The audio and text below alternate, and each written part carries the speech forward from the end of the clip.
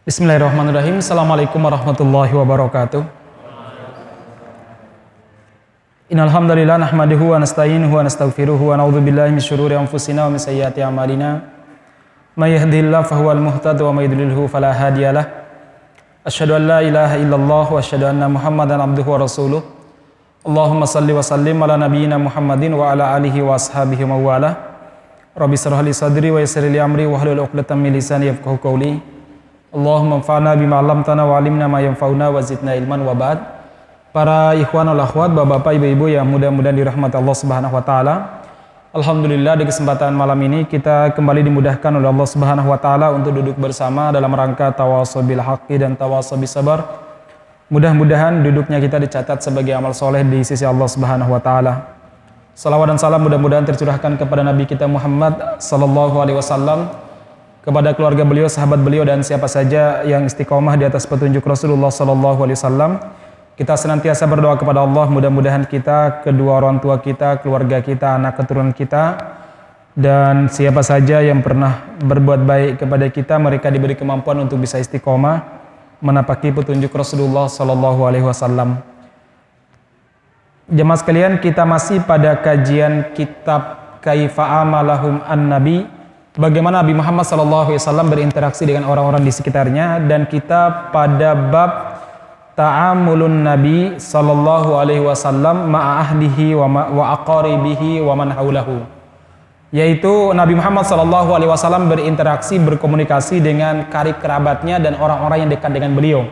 Dengan istrinya sudah kita jelaskan, dengan putra-putri beliau juga sudah kita jelaskan, dengan cucu-cucu beliau juga telah kita jelaskan.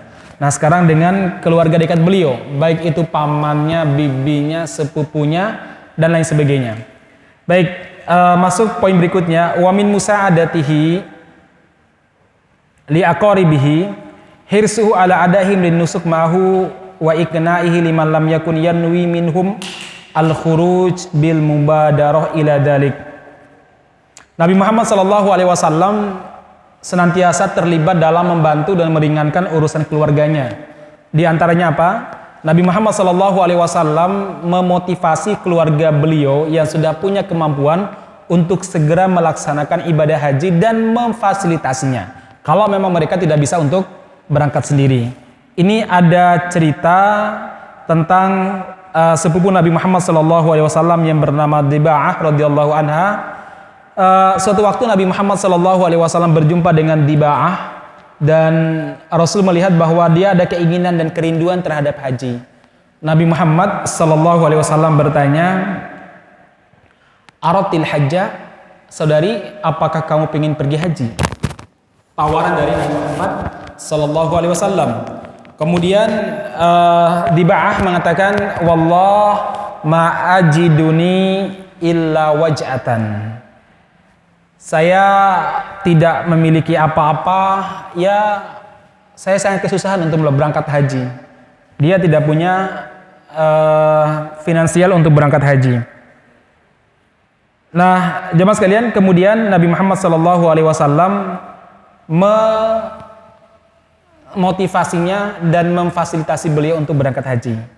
Ini diantara cara Nabi Muhammad SAW berbuat baik kepada keluarganya. Jadi kalau kita punya keluarga dekat, mungkin dia sudah punya kemampuan dalam masalah finansial, rumah sudah ada, anak-anak sudah selesai sekolah ataupun kuliah, kemudian dia juga nggak punya hutang, sementara diberi kelebihan oleh Allah Subhanahu wa taala, semangati dia untuk melaksanakan kewajiban Islam yang kelima, yaitu haji. Karena jamaah sekalian, Allah Subhanahu wa taala melaknat orang yang punya kemampuan untuk haji tapi dia tidak mau haji. Fenomena yang kita temukan sekarang, banyak saudara-saudara kita yang sebenarnya punya kemampuan untuk haji, tapi nggak mau, dianggap eman-eman. Ya, nggak dianggap eman-eman. Malah mereka pilih untuk wisata, mau ke Eropa, kemudian ke ke Cina, ke Australia. Mereka justru tidak menggunakannya untuk haji. Apalagi dianggap bahwa haji itu berat.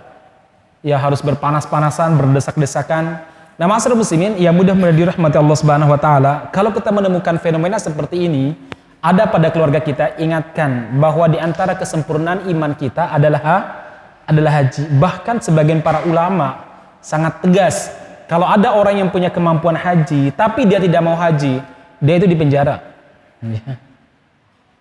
Tidak mau haji kan ada orang-orang yang punya kemampuan sebenarnya tapi tidak mau berangkat haji.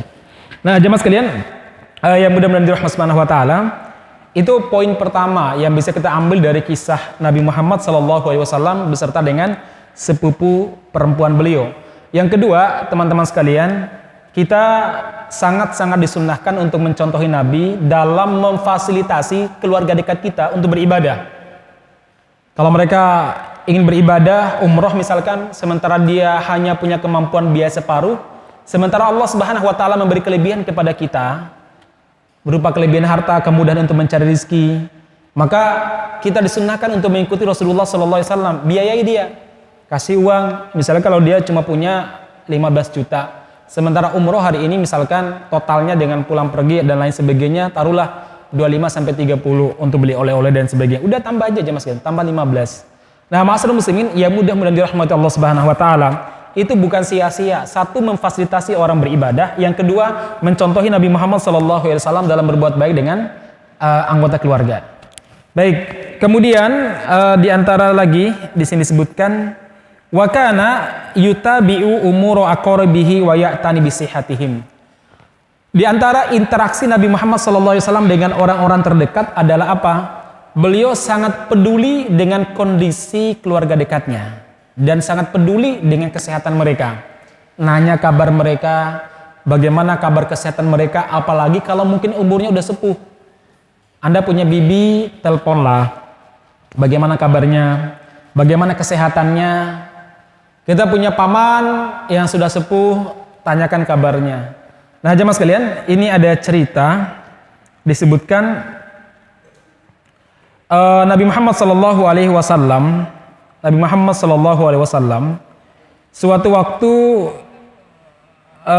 ditemui oleh salah seorang sahabiah namanya Ummul Mundhir bintil Qais al-Ansariyah. Kemudian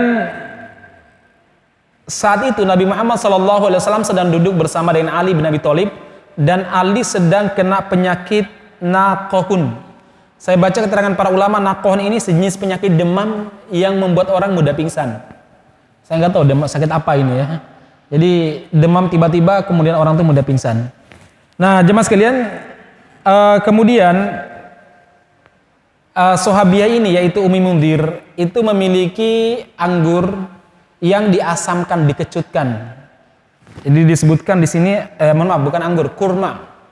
Mungkin ini jenis makanan orang-orang Arab pada zaman dulu. Untuk mengawetkan kurma itu dikecutkan, mungkin dicampur dengan zat-zat tertentu biar rada kecut-kecut manis, mungkin begitu. Nah, ketika Rasulullah SAW melihat Ummi Mundhir membawa itu, Nabi Muhammad SAW memakan karena dihadiahkan kepada beliau. Ali bin Abi Thalib yang satu lagi sakit mencoba mengambilnya, belum sempat beliau masukkan ke dalam mulutnya, tangannya dipegang sama Nabi. Ya Ali, inna kana kohun. Ali, buang. Jangan makan. Karena kamu lagi sedang sakit dan sakitmu nggak cocok dengan ini. Jadi beliau sangat peduli betul. Sampai pada pantangan makanan Ali, pantangan makan itu beliau tahu, oh ini nggak layak. Kamu sakitnya seperti nggak cocok makan seperti ini. Nah, beda halnya ketika Ummi Mundhir membuatkan sejenis snack makanan yang terdiri dari tepung sama salakon. Salakon tuh keterangan para ulama ada semacam jenis ubi-ubian di Arab. Mungkin bukan singkong ya, karena sana nggak ada singkong ya. Jenis ubi-ubian, ya kemudian tepung gandum dicampur, ya kemudian dikasih manisan. Nah, sehingga rasanya enak ya, nggak tahu sekarang kayak apalah di negara kita sekarang. Nah, Rasulullah SAW melihat bahwa ini bagus untuk lambung dia. Maka apa kata Rasulullah SAW kepada Ali? Ya Ali, asab min hada fahu anfa'alak. Ali, makan ini. Kalau ini baik bagi kamu. Kalau tadi nggak baik bagi kamu. Nah, jemaah sekalian, begitu pedulinya Rasulullah SAW dengan kondisi keluarganya, peduli dengan kesehatan mereka. Masya Allah, jemaah sekalian, beliau bukan sekedar peduli tentang ibadah, bukan sekedar bagaimana memimpin negara dan memimpin sebuah pasukan, tapi Nabi Muhammad SAW juga peduli dengan kondisi keluarga di sekitarnya. Masih sempat mikirin keluarga di tengah kesibukannya luar biasa. Sementara kita belum sesibuk Nabi, tapi banyak melupakan keluarga kita. Masya Allah. Saya juga mengakui kadang nelpon paman itu sebulan kadang baru ingat. Ya. Kadang paman atau bibi baru WA. Gimana kabarnya? Ya. Tapi luar biasa, kita mencoba untuk mencontohi Nabi Muhammad SAW. Beliau betul-betul peduli dengan orang-orang di sekitarnya. Tadi ya, sampai pantangan bagi saudaranya yang sakit atau kerabat yang sakit. Nabi tahu. Ketika mereka mencoba untuk melanggar pantangan, diingatkan sama Nabi. Kemudian baru Nabi Muhammad SAW memberitahu beberapa jenis makanan yang memudahkan mereka untuk sembuh. Di antaranya makanan yang dibuat oleh Umi Mundir yang terdiri dari tepung, gandum dan beberapa jenis ubi-ubian, kemudian dibuat agak manis begitu, sehingga cocok bagi Ali radhiyallahu anhu yang saat itu sedang terkena sakit. Baik, itu poin kedua, bagaimana Nabi Muhammad SAW mencontohkan kepada kita untuk peduli dengan orang-orang di sekitar kita. Seringkali kita ini terlalu terlalu euforia ataupun berlebih-lebihan.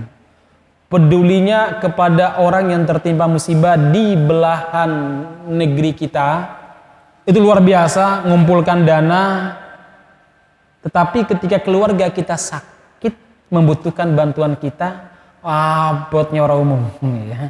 Beratnya mengeluarkan uang luar biasa, menunggui di rumah sakit saja mungkin sambil sambil menahan rasa marah atau menahan rasa mangkel atau kecewa, merasa waktunya dirugikan. Jadi orang di jauh sana dia sangat peduli, sementara keluarga dekatnya nggak peduli. Ini nggak benar. Bukan berarti kita nggak peduli kepada orang lain, nggak peduli kepada sama muslim walaupun dia orang Amerika, walaupun dia Australia, wajib. Hanya saja ada ketidakseimbangan dan ketidakadilan. Begitu peduli dengan orang lain, kita lupa dengan orang yang sangat dekat dengan kita. Yang benar bagaimana? Peduli dengan orang-orang yang dekat dengan kita, juga peduli dengan orang-orang luar juga, jemaah sekalian. Nah, jemaah sekalian, yang mudah-mudahan dirahmati Allah Subhanahu wa taala, ini contoh yang luar biasa dari Nabi Muhammad sallallahu alaihi wasallam. Peduli, ya. Kepedulian. Dan sebenarnya saudara-saudara sekalian, salah satu menutup kekurangan kita, cara menutup kekurangan kita terutama dari sisi finansial, saat kita ini bertetangga, berkeluarga dengan keluarga besar, adalah apa? Kepedulian kepada mereka. Kepedulian kepada mereka di saat mereka ini betul-betul membutuhkan bantuan atau ketika mereka ini tertimpa ujian dari Allah Subhanahu wa taala. Terkadang saudara sekalian, ada di antara keluarga kita, Masya Allah, dia secara harta mungkin tidak bisa bantu kita, tapi kepeduliannya luar biasa. Kita pindah kontrakan, dia bantu. Kita pindah atau anak kita mungkin gak sempat kita jemput di sekolah, dia dengan ringan tangan berangkat untuk menjemput anak kita misalkan. Jadi teman-teman sekalian, ini sekali lagi di antara cara kita membangun komunikasi dan interaksi yang baik dengan keluarga kita. Sebab kalau keluarga atau karib kerabat sudah terbangun hubungan baik dengan kita untuk melangkah lebih jauh dalam berdakwah ataupun dalam perjuangan Islam atau dalam hal-hal yang lain termasuk bisnis, itu lebih gampang. Mereka pasti akan membantu. Baik, jemaah sekalian,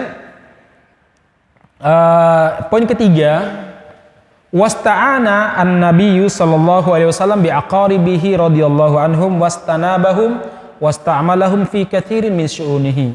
Poin yang ketiga adalah apa? Nabi Muhammad sallallahu alaihi wasallam sering mempercayakan beberapa amanah, beberapa tugas-tugas penting kepada karib kerabat beliau supaya mereka ini terbiasa dalam memimpin, leadernya biar ada, kemampuan memimpinnya. Nah, masyarakat muslimin, tentu Nabi Muhammad SAW mengamanahkan kepada mereka beberapa pekerjaan ataupun beberapa tugas sesuai skill yang mereka miliki. Tidak sembarang tentunya ya. Tentu mereka punya kemampuan yang sepertinya ada pada mereka, dibandingkan nyuruh orang lain, mending meminta bantuan kepada mereka. Jadi mempercayakan sebagian urusan yang kita hadapi kepada keluarga kita, itu juga penting. Sebagai sebuah contoh jemaah sekalian, Rasulullah SAW mempercayakan Ali, keluarga dekat beliau, untuk menggantikan Nabi Muhammad SAW di tempat tidurnya memakai selimut Nabi di saat Nabi Muhammad hijrah pada malam hari, agar orang-orang musyrik itu merasa dan mengira Nabi Muhammad SAW masih di kamar. Padahal Nabi Muhammad sudah keluar malam-malam, tengah malam, beliau menemui Abu Bakar As-Siddiq radhiyallahu anhu, kemudian mereka berangkat ke Gua Thur, bersembunyi di sana selama 3 hari. Nah, orang-orang musyrik ketika mereka bangun sambil ngantuk-ngantuk lihat ke dalam, mereka menengok ternyata Nabi Muhammad masih tidur ya, padahal itu adalah Ali. Mereka pun tenang sampai mereka tertidur, bangun-bangun matahari sudah tinggi, jadi mereka terbangun karena sengatan matahari. Begitu bangun, mereka masuk ke dalam dan mereka merasa aman karena melihat Nabi Muhammad masih tidur. Ternyata setelah didekat, siapa dia? Ali radhiyallahu anhu. Betapa kecewanya mereka luar biasa. Nah, masyarakat muslimin, ini diantara cara Nabi Muhammad SAW beri kepercayaan kepada keluarganya. Pernah juga jemaah sekalian, Nabi Muhammad SAW memberi kepercayaan kepada Ali untuk memimpin pasukan yang akan menyerang Yahudi Khaybar. Jadi suatu waktu, saudara sekalian, Nabi Muhammad SAW sedang duduk bersama dengan para sahabat. Kemudian tiba-tiba Nabi Muhammad bilang begini, la'utiyanna rayah godan liman ahabbahullah liman yuhibbullaha wa rasulah wa yuhibbuhullah wa rasuluh. Besok saya akan memberikan panji peperangan ini, maksudnya yang akan saya angkat sebagai komandan, seorang laki-laki yang sangat mencintai Allah, sangat mencintai Rasul, dan dia sangat dicintai Allah dan Rasulnya. Wah, itu luar biasa itu jemaah sekalian. Umar tuh cerita, seumur-umur saya tuh belum pernah berangan-angan jadi pemimpin kecuali saat itu. Kenapa? Karena jaminannya cinta banget kepada Allah dan Rasulnya, dan dicintai, sangat dicintai oleh siapa? Allah dan Rasulnya. Senang tuh Umar. Makanya Umar apa? Disebutkan Umar tuh duduk soft depan, soft nomor 2 atau nomor 3.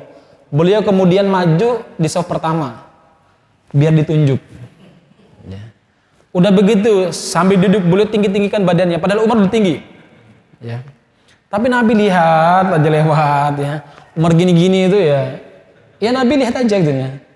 Dicuekin sama Nabi, diabaikan. Umar bilang, ini siapa yang mau ditunjuk sama Nabi? Kok bukan saya? Ternyata Rasul bilang, aina Ali? Mana Ali? Para sahabat mengatakan, ya Rasulullah, Ali lagi di tendanya. Belean katanya, sakit mata. Panggil dia, tuntun dia, bawa ke sini, kata Nabi. Oleh para sahabat, dijemputlah Ali di tendanya, dituntun untuk menemui Rasulullah SAW karena boleh belean betul-betul sakitnya luar biasa. Terus Rasulullah mengatakan, ya Ali, besok kamu akan memimpin pasukan bertempur melawan Yahudi Bani Khaybar. Ya Rasulullah, bagaimana bisa sementara mata saya sakit ya Rasulullah? Mana matamu? Ini ya Rasulullah. Bismillahirrahmanirrahim. Nabi membaca bismillah dan qomat kamit doa sebentar, lalu meludahi keduanya, kiri kanan. Sembuh seketika, Masya Allah. Tapi jangan dipraktekkan Pak ya. Ini di luar logika kesehatan Pak, logika nalar medis ini ya. Ini sudah nalar wahyu, nalar karomah. Sembuh jemaah sekalian, diludahin. Kalau sampean punya teman ada ludahin, perang akhir zaman nanti ya. Nah jemaah sekalian yang mudah dirahmati Subhanahu wa taala, akhirnya Nabi Muhammad SAW memberikan royah kepada Ali, dan Ali memimpin pasukan, dan Allah Subhanahu wa taala memenangkan pasukan Islam lewat perantaraan Ali bin Abi Thalib radhiyallahu anhu sebagai pemimpin pasukan pada saat itu. Jadi beri kepercayaan jemaah sekalian. Berikan kepercayaan kepada keluarga kita yang punya potensi. Kalau dia punya potensi misalkan sales ya, kita punya usaha, udah angkat dia sebagai sales daripada dia mungkin nyelesin orang lain, dia lamar sana lamar sini, udah berikan kepercayaan kepada dia. Itu sangat bermanfaat. Kenapa demikian? Kalau nanti kita punya ujian, kita diuji oleh Allah Subhanahu wa taala, yang pertama kali menjadi sandaran kita itu ya keluarga dekat kita, bukan orang lain. Iya enggak? Keluarga dekat kita, paman kita, bule kita, bude kita, adik kita, mbak yu kita. Maka apa? Kalau mereka kita biasakan berbuat baik, beri kepercayaan kepada mereka, itu luar biasa, terbangun hubungan baik antara kita dengan mereka. Kalau sudah seperti itu, hubungan baiknya terbangun dengan baik, jamaah sekalian, kita untuk maju, lebih semangat berdakwah, lebih semangat untuk berjuang, itu luar biasa, karena ada dukungan keluarga.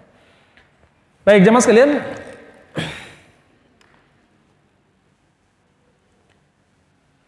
di antara contoh lainlah adalah apa? Nabi Muhammad SAW mempercayakan kepemimpinan para muhajirin yang berangkat hijrah kedua, karena hijrah ke Habasyah 2 kali. Hijrah Habasyah kedua kalinya yang berjumlah 83 kaum muslimin dan muslimat ke negeri Habasyah, jauh sekali, Ethiopia, teman-teman sekalian. Kalau kita lihat peta kan Ethiopia itu agak bawah, harus lewat laut.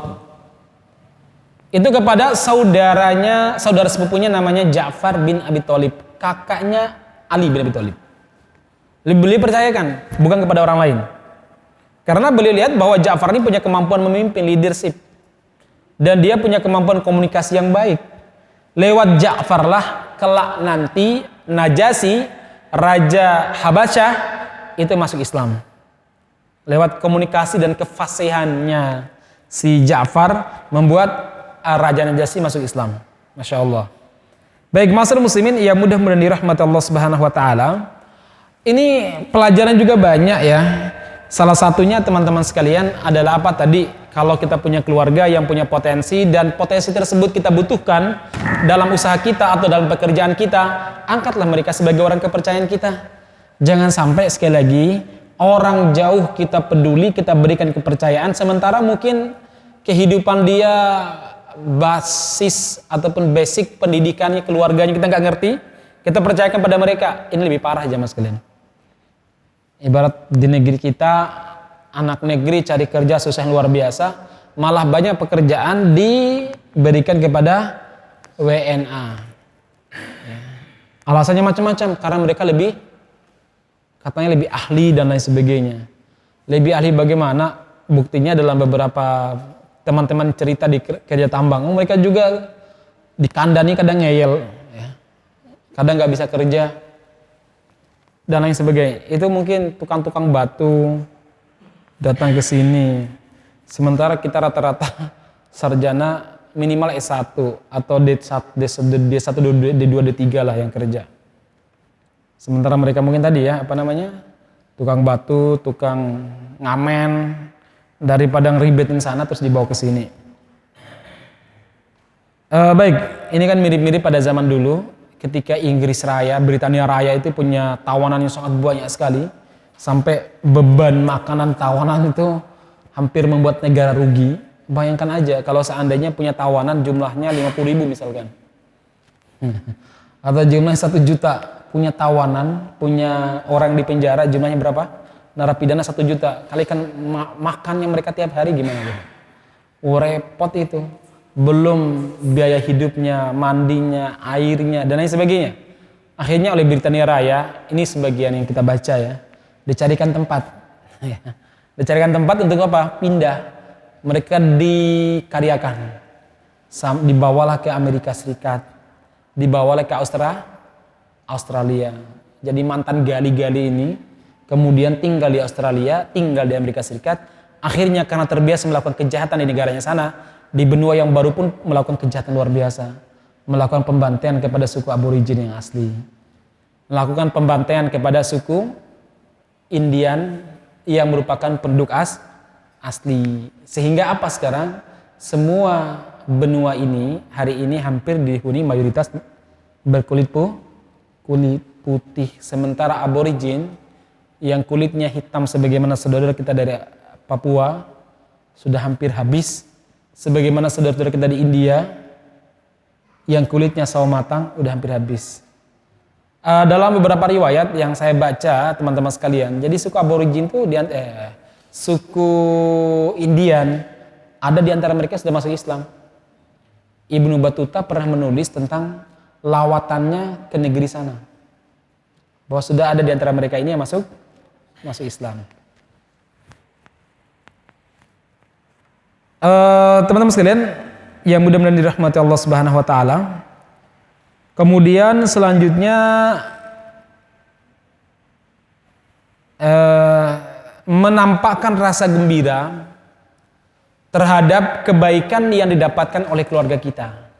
Jadi kalau keluarga kita mungkin anaknya berhasil masuk kampus negeri, kita berikan semacam apresiasi.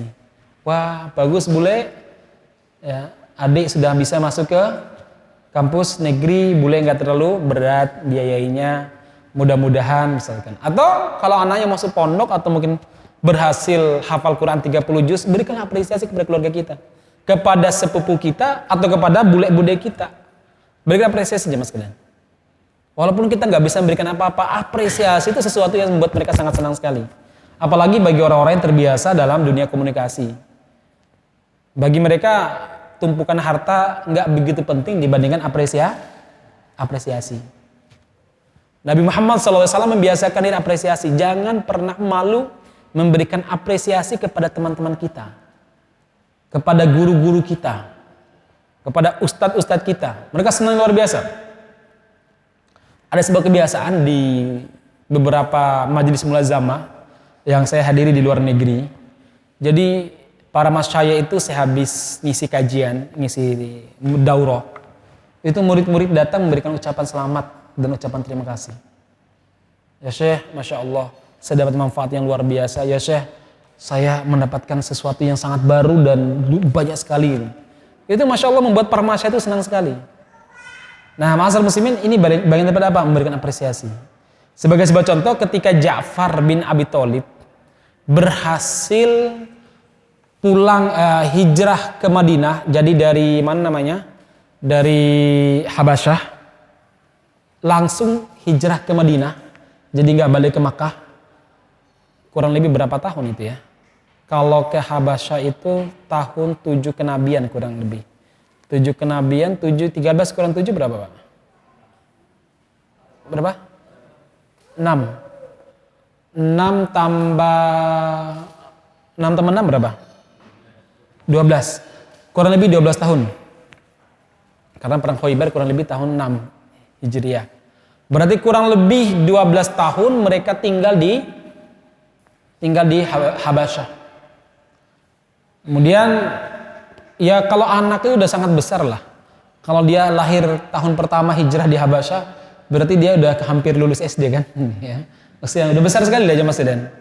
Jadi mereka membawa keluarga yang jumlahnya sangat banyak, termasuk dalam rombongan tersebut adalah istri Nabi Muhammad Sallallahu Alaihi Wasallam yang beliau nikahi dari jarak jauh. Jadi beliau punya, dulu ada salah seorang sahabat namanya Abdullah bin Jahas, ada mata begitu. Dia ini punya istri namanya Romlah Ummu Habibah, ini putrinya Abu Sufyan. Abu Sufyan saat itu masih sebagai musuh Nabi. Itu sebagian riwayat menyebutkan suaminya murtad di Habasyah.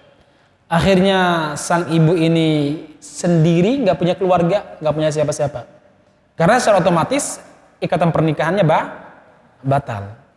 Didengar oleh Nabi Muhammad SAW, karena dia seorang putri tokoh, wanita yang terhormat, memiliki paras yang jelita. Nabi Muhammad SAW pun melamarnya. Tapi karena jaraknya sangat jauh, maka Nabi Muhammad SAW mewakilkan pernikahan tersebut kepada Najasyi yang telah masuk Islam. Jadi Najasyi menikah dengan Romlah Ummu Habibah sebagai bentuk perwakilan dari Nabi Muhammad SAW. Nikah bitaukil namanya. Nah, ma'asyiral muslimin, dan Najasyi memberikan mahar yang sangat banyak sebagai perwakilan dari Nabi kepada Ummu Habibah. Akhirnya Ja'far at-Tayyar ataupun Ja'far bin Abi Thalib berhasil sampai ke kota Madinah dengan selamat, semua rombongan tidak ada kurang satupun. Pas Nabi Muhammad SAW memenangkan pertempuran Khaybar. Sampai-sampai Nabi Muhammad SAW pernah mengatakan, ma'adri bi'ayyihima ana asar. Saya nggak tahu mana di antara dua peristiwa yang membuat saya lebih bergembira. Bikudumi Ja'far, apakah kedatangan Ja'far dari Habasyah membawa para muhajirin dengan selamat, atau dengan bifathi Khaybar, dengan kemenangan kami terhadap perang Khaybar. Masya Allah, apresiasi masyarakat muslimin. Nah, saudara sekalian yang mudah-mudahan dirahmati Allah Subhanahu wa taala, kemudian Rasulullah SAW sangat mengapresiasi Ja'far, dan disebutkan bahwa orang yang paling mirip dengan Nabi Muhammad SAW di antara keluarganya itu adalah Ja'far. Ja'far ini sepupunya, sangat mirip dengan Nabi Muhammad SAW. Nah, kemudian Nabi Muhammad SAW mengangkat Ja'far sebagai salah satu panglima ketika perang Mu'tah. Yaitu siapa? Pertama Zaid bin Harisah. Zaid bin Harisah ini merupakan anak angkat Nabi Muhammad SAW. Kemudian Nabi Muhammad SAW mengatakan, in kutila austushida Zaidun fa Ja'farun fa amirukum Ja'far.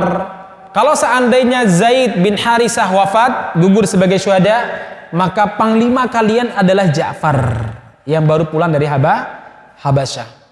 Wa inistushida Ja'farun, kalau Ja'far itu mati syahid, fa amirukum Abdullah bin Rawahah, maka pemimpin kalian yang ketiga adalah Abdullah bin Rawahah, angkat dia sebagai pemimpin.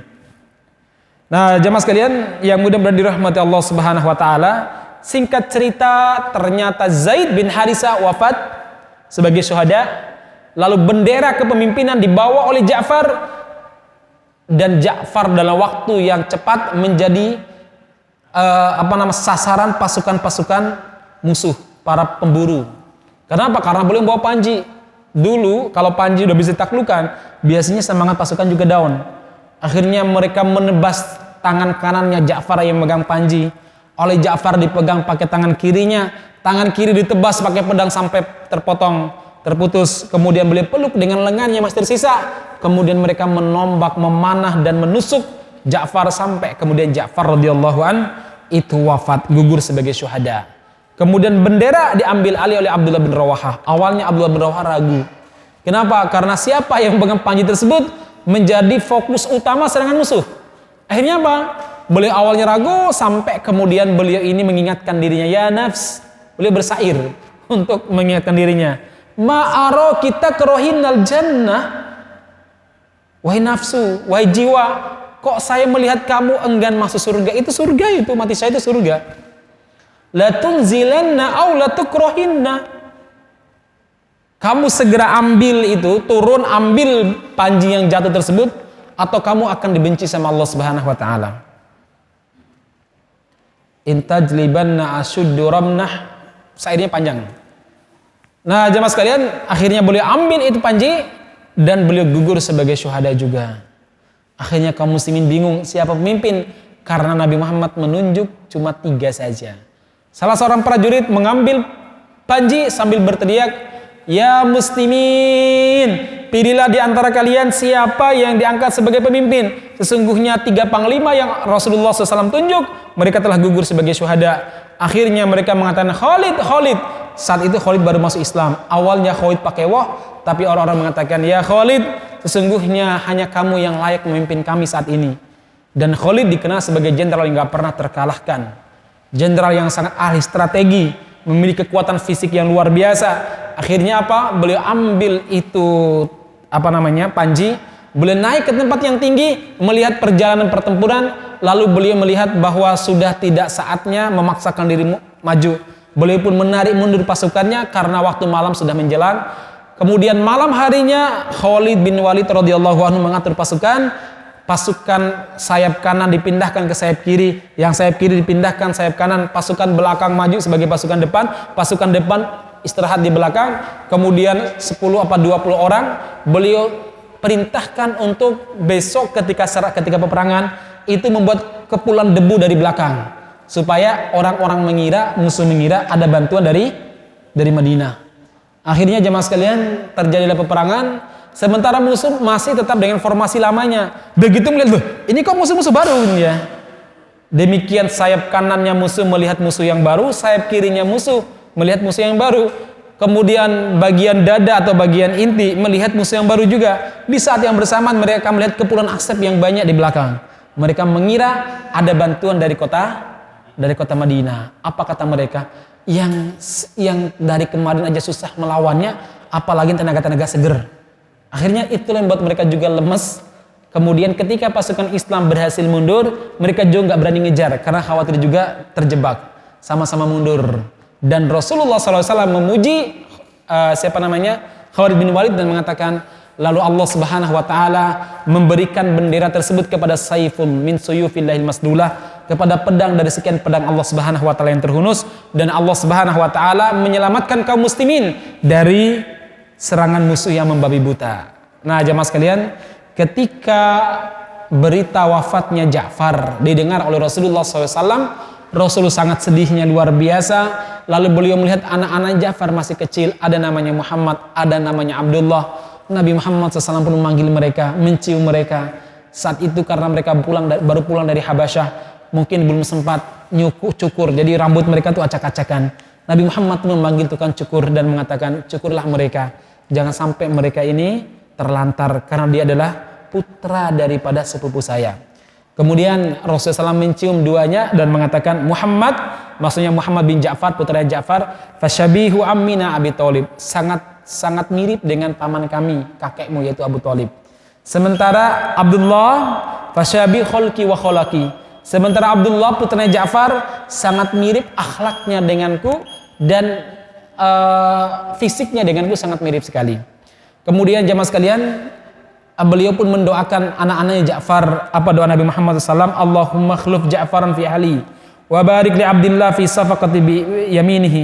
Ya Allah, gantikanlah Ja'far dengan orang yang terbaik untuk mengurus keluarganya, ya Allah.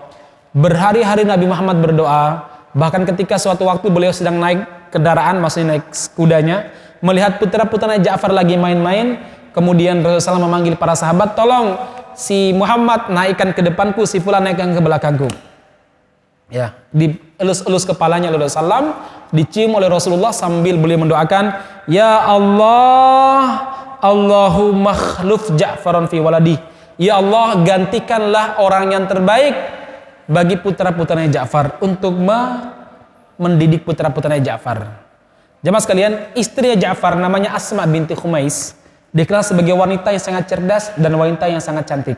Banyak para sahabat yang melamar tapi belum berkenan. Sampai kemudian Nabi Muhammad SAW berkata kepada Abu Bakar, wahai Abu Bakar, yang layak menggantikan Ja'far bagi keluarganya adalah engkau. Nikahilah Asma binti Umais. Dan Asma binti Umais ketika dilamar oleh Ja'far, maka dia menerima dengan lapang dada karena satu, dia tahu bagaimana track recordnya Abu Bakar As-Siddiq radhiyallahu anhu, orangnya baik, walaupun istrinya seingat saya saat itu sudah 2 apa sudah 3. Sementara yang kedua, ini adalah perintah Rasulullah SAW, nikahlah, dan ternyata luar biasa. Asma binti Khumais dan anak-anaknya Ja'far betul-betul terawat dalam bimbingannya Abu Bakar As-Siddiq radhiyallahu anhu. Jamaah sekalian, ini banyak sekali pelajaran bisa kita ambil. Salah satunya apa? Kepedulian Nabi Muhammad SAW kepada keluarganya luar biasa.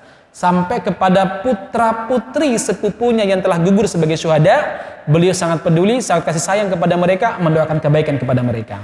Bahkan beliau berinisiatif, mencari jodoh yang terbaik bagi janda sepupunya agar istrinya nggak terlantar dan juga anak-anaknya nggak terlantar. Boleh cari yang terbaik siapa? Boleh melihat bahwa orang yang paling bertanggung jawab dan punya kemampuan secara finansial maupun fisik serta punya leadership yang baik siapa? Abu Bakar. Walaupun istrinya sudah 2, tapi kemampuannya lebih baik. Ya kan, daripada dia duda, ya, nggak punya istri tapi nggak punya leadership, ya, nggak punya kemampuan untuk merawat anak-anak dan merawat jandanya Ja'far. Mending nggak sama sekali. Nah, jamaah sekalian yang mudah-mudahan dirahmati Subhanahu wa taala, itulah pikiran Nabi Muhammad SAW. Yang kedua yang bisa kita ambil jamaah sekalian, kebiasaan para sahabat ketika saudaranya gugur sebagai syuhada, mereka ini berlomba-lomba untuk melamar istri mereka. Supaya apa? Supaya mereka bisa merawat putra-putri para syuhada yang gugur. Ya, bukan untuk mendapatkan harta warisannya, nggak dapat warisannya. Ya, ini salah satu kenapa para sahabat dulu ketika ada janda, terutama janda yang gugur sebagai syuhada, mereka cepat-cepat melamarnya karena mereka itu apa? Ingin bisa merawat dan terlibat memperbaiki keluarga mereka. Karena jamaah sekalian, banyak kemudian di kalangan kita di negeri kita, terutama di negeri kita, status janda apalagi masih muda, umur usia 20, 30 tahun atau 40 tahun, itu seakan-akan di tengah masyarakat itu aib atau seakan-akan sesuatu yang cacat. Padahal itu bagian daripada konsekuensi kehidupan. Apalagi kalau sudah bernama jihad dan dakwah itu selalu ada namanya janda. Dan fikih, ada para ulama membuat fikih janda. Ada khusus fikihnya janda. Itu apa? Di antaranya apa? Janda itu punya hak untuk mencari jodoh tanpa harus dipaksa oleh walinya. Kemudian yang kedua, kaum muslimin dihasung, terutama yang sudah menikah, untuk menikahi para janda agar bisa membiayai keberlangsungan hidupnya dan membiayai anak-anak mereka. Nah, cuma kalau di sini dipraktekkan perang dulu sama istri kan begitu masalahnya. Iya ibu-ibu ya. Susahnya kita begitu jamaah sekalian ya. Perang dulu, langkahi mayat saya baru bisa kan. Nah, ma'asyiral muslimin yang mudah-mudahan dirahmati Subhanahu wa taala, enggak sebenarnya, tinggal bagaimana komunikasi yang baik. Dan saya rasa kalau istri melihat Anda betul-betul bertanggung jawab, welcome aja. Tapi kalau istri satu saja nggak bisa diurus ya, kok mau malah nikah yang lain, itu saya yakin perang dunia atau perang akhir zaman terjadi ya. Baik jamaah sekalian yang mudah-mudahan dirahmati Subhanahu wa taala. Ini diantara diantara pelajaran penting yang bisa kita ambil. Dan yang terakhir jamaah sekalian, pelajaran penting yang bisa kita ambil adalah apa? Doakan anak-anak yatim. Ya. Kemudian eluslah kepala mereka. Karena kata Rasulullah SAW itu melembutkan hati kita. Jadi kalau Anda terasa susah ibadah, kemudian susah untuk ngaji, datanglah ke anak yatim. Anak yatim ya, kalau sudah 15 tahun bukan anak yatim lagi, itu udah gadis yatim namanya. Udah nggak bisa diurus lagi, dinikahi bolehnya jamaah sekalian ya. Nah jamaah sekalian, dielus-elus kepalanya dan doakan mereka. Sebagaimana Nabi Muhammad SAW mendoakan anak-anak Ja'far. Beliau sangat peduli betul jamaah sekalian. Peduli terhadap keluarga-keluarga mereka yang wafat di jalan Allah Subhanahu wa taala. Saya juga sering bilang sama teman-teman juga, kan banyak di Solo ini janda-janda teman-teman kita, baik yang gugur sebagai syuhada di Suriah, yang gugur sebagai syuhada peristiwa Ambon, Poso dulu yang jihad di sana, atau yang mungkin karena meninggal biasa, mungkin karena corona kemarin banyak sekali. Maka saya bilang sama teman-teman, udahlah kalau ada kelebihan harta kita berikan kepada mereka, karena banyak sekali. Atau misalkan mereka itu punya usaha apa gitu ya.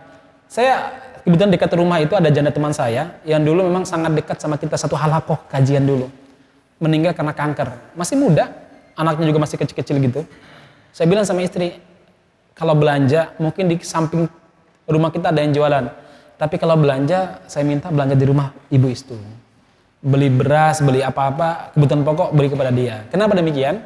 Karena ini bagian daripada membantu mereka yang telah gugur di jalan Allah Subhanahu wa taala.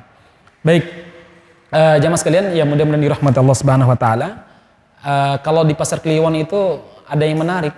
Teman-teman Arab itu sampai membuatkan rumah para janda. Ada itu di Pasar Kliwon tuh.